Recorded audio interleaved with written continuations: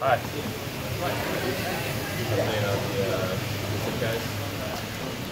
They're feeling better. All are here, so I think all will be available based on what I've heard. I think we'll probably have Gershon be inactive just because he was sick yesterday, so just didn't go through our film and those kind of things. But other than that, everybody seems to be available. Is there anything you guys are doing from an extra precautionary standpoint with all these illnesses kind of coming up right about now? Lots of hand sanitizer. Telling people that are sick to stay home. We also had a couple members of our staff that had it too. So Jamie got a small vacation here the last 3 days. So this is part of the NBA. I mean, these things go through teams, like just like everything else, and it's part of it. Right after the last game, you said you had to watch film to see how you were feeling about the performance. How do you feel about that performance now? On Thursday? Yeah. I actually was really encouraged by our resolve to stay in that game and find a way to win that game. I thought that when we took the lead in the third quarter, it was obviously disappointing then to relinquish it and let it go back up to 13, but some of those shots were amazing that they hit. I thought we stayed the course and found a way. Our transition defense was better in the second than in the first. But we weren't perfect by any means. But I thought that overall, that was a good team we were playing against. I thought we played with the right purpose. And even though we looked a little flat right at the start of the game, I thought we picked it up and played pretty well. Brad Kyrie's given you 4 double-digit assist games this month. I think his system is around 10 per game for the month. Are you seeing any type of concerted effort there by him?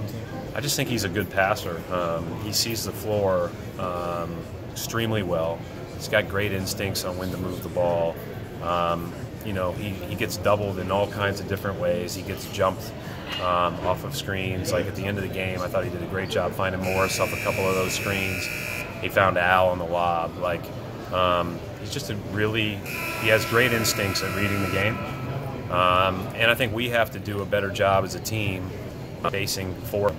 So that's something we talked about yesterday. We got together for film just to say, we need to be better at giving him the space so when doubles do come, we can take advantage of it even more effectively. We've seen Jaylen Brown, his shooting percentage have gone up really since the first couple of months of the season. The last couple of games in particular, better shot selection. Have you seen something different there? Yeah, I think anytime Jaylen gets to the rim, I think it's good for us. It's good for him. I think obviously he can do that with his athletic ability and his, especially when he's being guarded by wings. And then, I think also he's taking good catch and shoot threes. He's running in transition. He's running to spots. He's spaced well. He's playing off of others. And guys have done a good job finding him the last couple of games too. I think sometimes it's as much about finding the guy that's got that rhythm going as it is about the guy that's got it. And I thought our guys did a good job in the LA game and in this game on Thursday of finding them. How much has his development in Gordon coming on just helped your overall bench? Yeah, our bench has been good for the most part in the last month and a half or so. And again, we talked about being able to maximize everybody and throughout a whole 48 minutes, and it's taken a long time to get there. I still think we can play better as starters and as the bench, but I think we do have some things we can go to when that bench comes in that I think are unique versus a lot of second units. Right. It seems like the last year or two. Go ahead. It seems like point guard shooters, when they're coming over screens, are willing to shoot from 30 feet back, a lot further back than usual. Does that change the way you have to defend the pick and roll? If you're a little bit higher up than you're used to? Yeah, and I think you just have to pick your poison a little bit. Decide going into the game the 3 or 4 ways that you might defend it. Start the way that you want to start, but be able to change and adjust that pretty quickly. The problem when you get spread out is when you're playing against great passers, and Young's a great passer. So if you don't have a lot of impact on him, then he'll be able to beat you with the pass or the shot.